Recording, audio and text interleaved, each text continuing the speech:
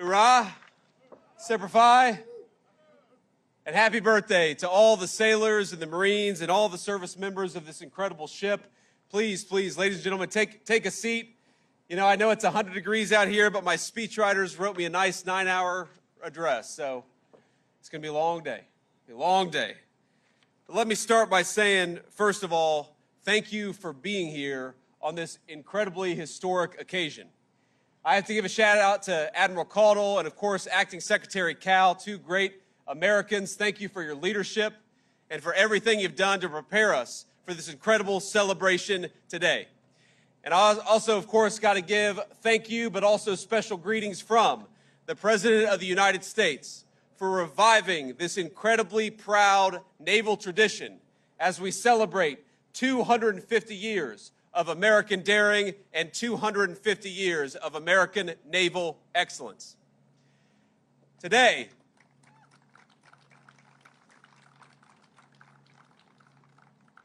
we celebrate 250 years of America facing the future without fear. We celebrate 250 years of proving what a free people can achieve by the providence of our almighty Creator. I want to welcome the incredible sailors who are with us today, all the Marines, the Coasties, and countless others from all of our forces who serve our nation and do so proudly. And I especially want to thank and welcome our wounded warriors and Gold Star families, many of New York's finest police officers and bravest firefighters, and of course we have a number of local leaders from across this tri-state area. I'm honored to welcome the dozens of Navy chiefs and other guests from other countries around the world who represent the vessels joining us in today's review. And to the Americans who are watching back home, we have over 50 countries from all over the world who chose to send fighters or naval vessels here to honor our country. And we say from the bottom of our hearts, we are grateful for our friends, grateful for our allies on this special anniversary. It is a very American thing to ring in 250 years of American history by parading our naval and Air Force might for the world to see. But I can't help but consider that 250 years ago, the waters of New York Harbor looked very, very different. While the Continental Congress met in Philadelphia to ratify the Declaration of Independence, General Washington was right here in Manhattan, peering out on this beautiful land and beautiful sea. His attention was fixed on the horizon, watching for sails of the most powerful navy on earth. 1 week before, the British had begun landing troops on Staten Island, and they had landed 32,000 in just over 6 weeks. One colonist still in the city recounted it seemed as if all of London was afloat and heading to the new nation. War was coming, and everyone knew it. By July of 1776, 80% of New York's population had emptied out in anticipation of the coming violence. And that brings us back to our great General Washington. He knew the battles to come would be bruising and would demand much of his men. But they needed to know, through hot summers and cold winters, exactly what they were being asked to fight for. And so, just a few days after the Declaration of Independence was signed, George Washington read aloud the words of the incredible Declaration. We hold these truths to be self-evident, that all men are created equal, that they are endowed by their Creator with certain unalienable rights, and that among these rights are life, liberty, and the pursuit of happiness. Even today, 250 years to the day later, these words command a tremendous power over us as Americans. For 250 years, they have stirred our hearts and they've reminded us of who we are as a people. But to Washington's soldiers, to the people to whom they were first read, think about this, they were entirely new. What has become standard American parlance, they had never heard those words before. And I think it's something striking to reflect on that in 2026, the Declaration was written with the assumption that its audience would immediately grasp its words. Though they had never heard it, they would know exactly what it meant. It wasn't written for historians. It wasn't written for academics. It wasn't written for the generations to come. It was written for the people of this fledgling country. It was written for the soldiers who would fight to turn those words into a new system of government. As a document, it does not handhold its readers. Its citizenship at a very hard level. It does not pause to explain who this creator is. It doesn't explain what the equality of men means. It doesn't try to go into details about the consent of the governed. It simply declares these truths to be self-evident. 250 years later, it's worth asking, self-evident to whom? If the Declaration proclaims truths the founders believed to all mankind, yes, but it says those truths in language intended to be familiar specifically to the American nation that it was authored to, authored by, and authored for. It was, as Jefferson put it later in his own life, an expression of the American mind. A document whose purpose wasn't, quote, to find out new principles or new arguments, but to place before mankind the common sense of the subject, the common sense of the American people. That people had been generations in the making. 1776 was not an accident.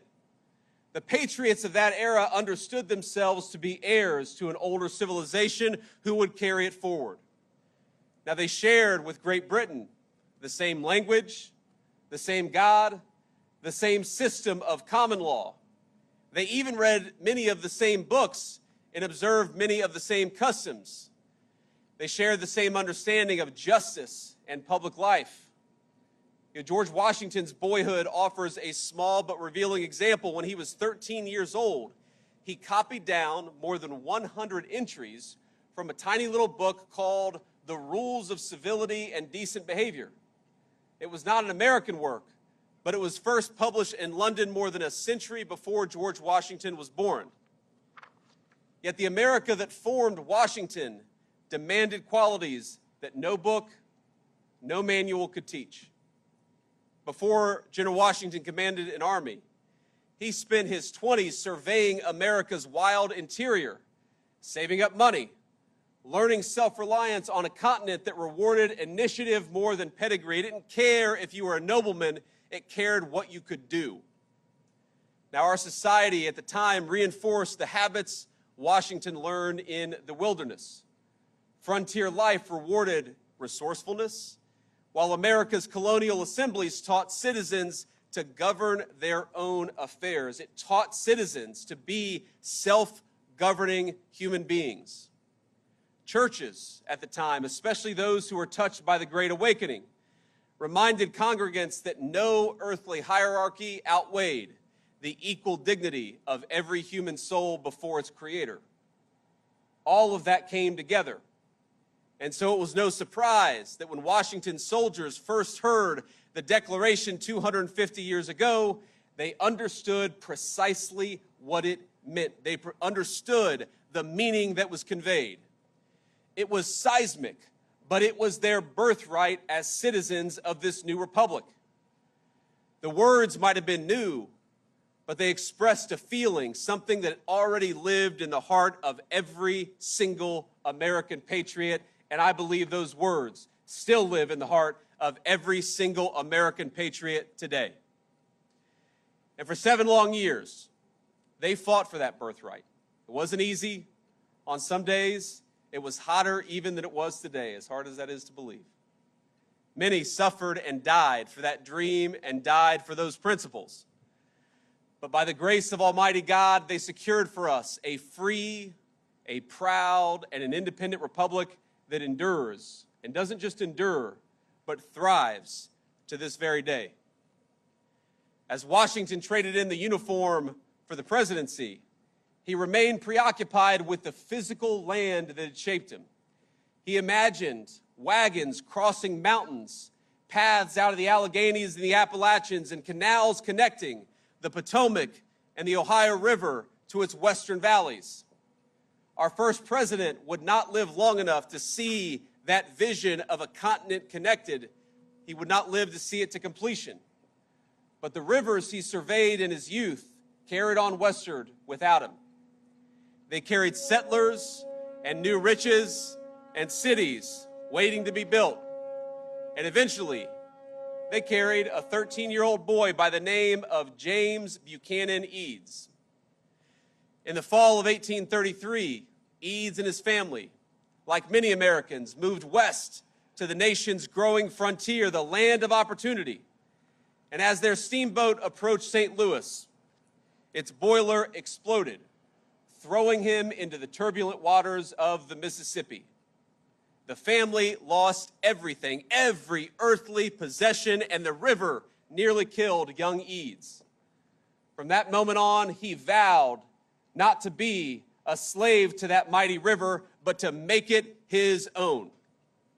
He received no formal education, but to support his family, he sold apples on the St. Louis riverfront, captivated by the bustle and frontier of boomtown St. Louis.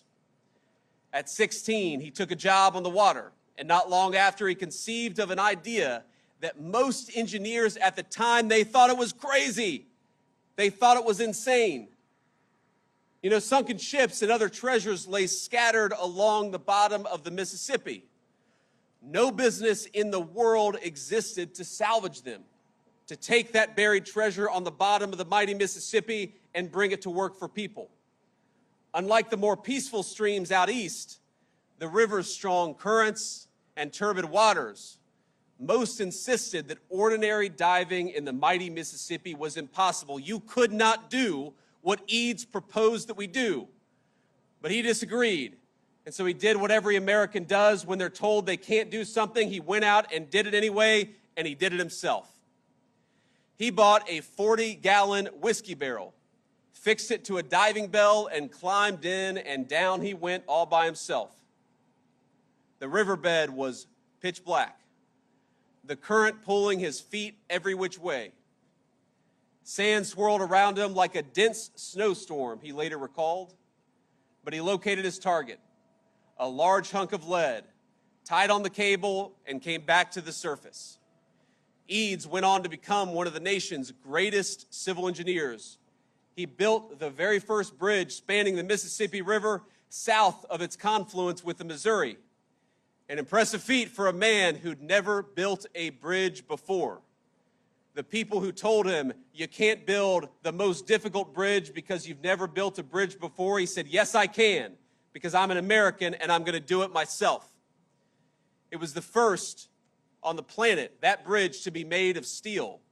And residents of St. Louis still use that bridge to this very day, nearly 200 years later. That is American ingenuity and American greatness. At the river's mouth in Louisiana, Eads raised jetties that helped calm its violent flooding to prevent the buildup of silt. And by doing so, he transformed New Orleans from the 9th largest port in the United States to the 2nd most powerful port in the world, rivaling only the city that stands behind us. But Eads had already faced a still greater test, because as the Civil War broke out, the government summoned him to Washington for his help building the ironclads which the United States Navy would seize the Mississippi with. It was no matter that Eads had never built a gunboat in his life. He had never built a gunboat ever. Instead, he completed 700 of them in 100 days. It's unbelievable. The river ships that Eads built were so strong that the Navy deployed them into the ocean to secure the Gulf. They served their purpose. They defended the Mississippi, and in doing so, they helped preserve our Union. And so it kept growing. And of course, the American frontier made way to farms and factories stretching further and further west. River towns became great cities. Railroads reached the Pacific. Steel mills rose where once wilderness had stood.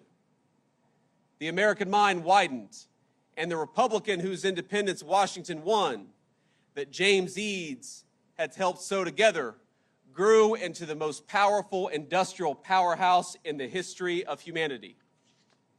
For other nations, growing industry brought dispossession before it did prosperity. In the old world, the one our ancestors had left behind, the Industrial Revolution threw society into chaos. And into that chaos rushed vacuums and ideologies that answered the dignity of man with labor camps and killing fields. Where the old world led to communism and fascism, the Americans recognized that at root, they were a denial of everything that Washington and Jefferson had read to his men 250 years ago. The free world needed to win, but in order for the free world to beat communism and fascism, it had to outproduce them. And as in every conflict before, America looked to her sailors for help, and to the builders who made sure those sailors had the very best ships to sail on.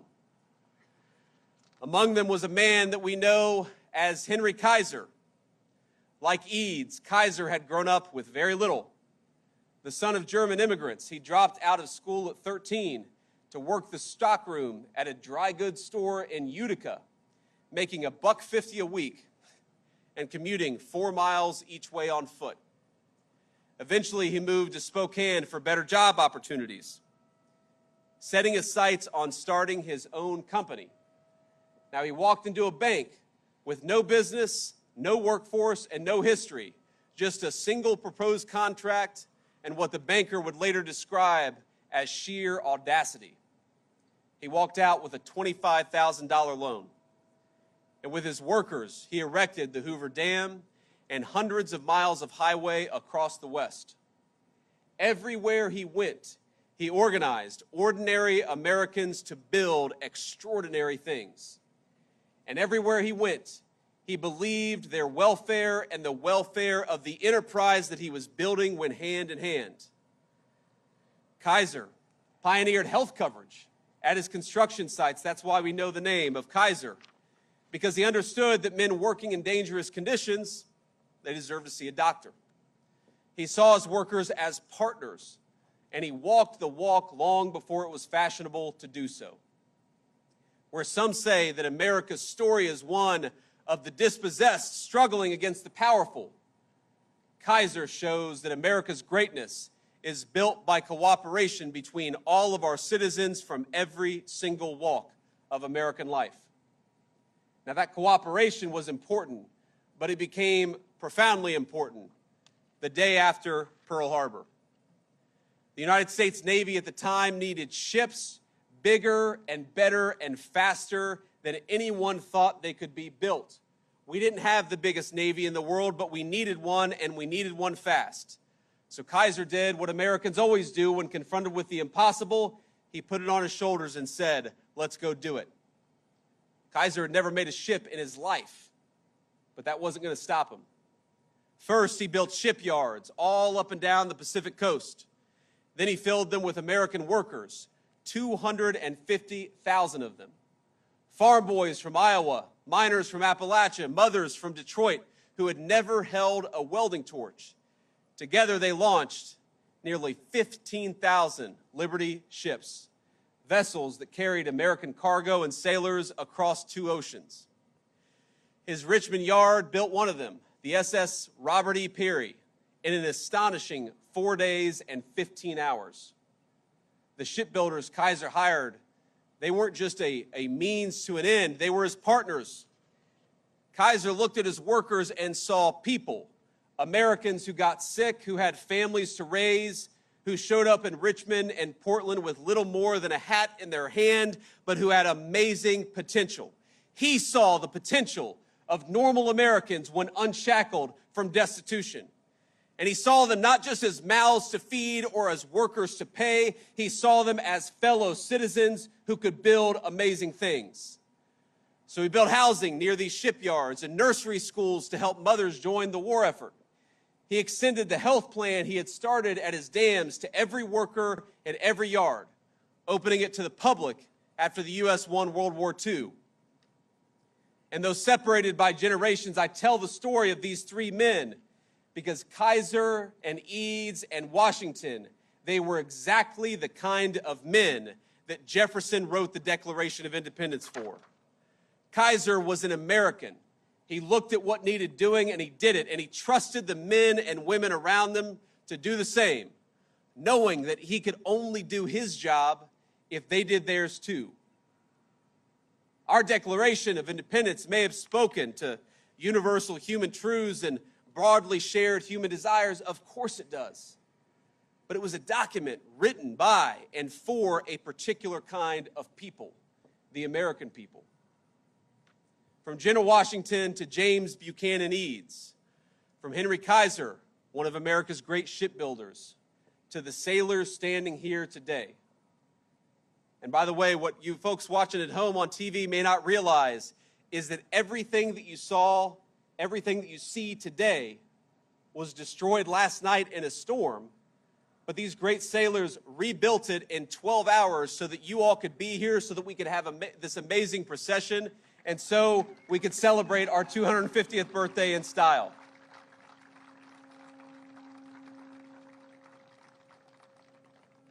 All of us, connected through the generations, rich and poor of every job, we are a people formed by generations of self-governance and personal industry.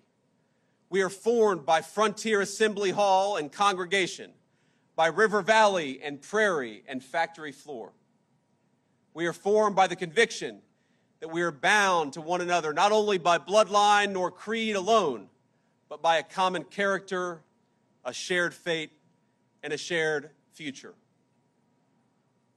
Ladies and gentlemen, I have to address what you will hear from some loud voices today, because as much as all of us, whether we're Democrat or Republican, whatever our political persuasion, all of us are celebrating. But you will hear a couple small but loud voices today speak obsessively not of our national greatness, but of our national imperfections. They will speak of the powerless and the dispossessed. They will tell you that America is just another country where the weak struggle against the strong. And if they acknowledge that there is anything to be proud of in our history, they'll say it's the fact that sometimes the powerless have won a zero-sum battle. They're wrong. They'll talk about America's sins with the anger and zeal of a brimstone preacher, but without any of the grace or forgiveness that must be present in the Christian faith. These people misunderstand the essence of America, from Thomas Jefferson to Henry Kaiser. They misunderstand that we all have moments of great power despite those very real imperfections. That there are victims and heroes who live inside of each of us, from the most ambitious leaders and builders to steel welders like my grandfather. People who had their own role to play in turning this dangerous wilderness into the proudest civilization in history. So what I'd ask you to do, my fellow Americans, on our 250th birthday, is to reject the two-dimensional view of your fellow citizens and reject the two-dimensional view of your country. Reject that America is a place for zero-sum thinking, because it is not. Our history is one of people carving a great civilization out of the wilderness. Reject the view of your nation that sees only its sins, but not its grace and its greatness. Everything that we have done as a country, we have done together. Not as citizens divided against each other, but as a common people working towards a common future. When we won our independence, we were led by General Washington to liberty and greatness, but marching ahead of him were thousands of boys from all over the new nation who gave Washington's military genius its foundation and its firepower. When we saved the world in World War II from tyranny in the 20th century, of course we needed great military leadership and tactical genius from our generals, but we also needed Rosie the Riveter, Iowa farm girls who built the machinery of war, and the sweethearts they sent to a world away to storm the beaches at Normandy. When we went to the moon, Of course, our great astronauts flew the rockets, and our great men of science and engineering built them. But there were clerks and janitors and welders like my grandfather who each played their distinctive American part. All of us have a part. All of us had our part, our role to play in creating 250 years of a proud American story. And all of us will need to do our part to create the next 250 years of American greatness. So I say to all my fellow Americans, I'm proud of you. Happy birthday. And happy birthday to our great nation. Today, my friends, we celebrate. And tomorrow, we get back to work. God bless you. Thank you for having me.